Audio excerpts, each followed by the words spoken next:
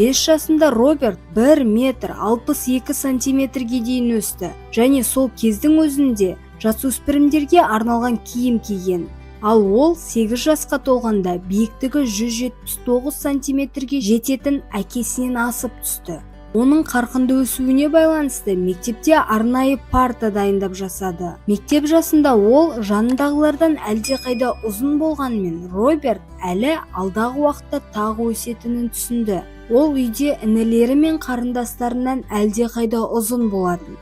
Көп балаларды ата-анасы көтеріп жүретін болса, Роберт керісінше өзінің 70 килограмдық әкесін баспалдақтан оңай шығарып түсіретін. Роберт 13 жасында бойы 120 сантиметрге жетіп, ресми түрде ең ұзын адам аталды. Мектепке арнайы форма дайындайтын. Ол кездерде Роберт құрдастарынан 5 есе көп калория тұтынған. Кейде калория саны 8 мыңға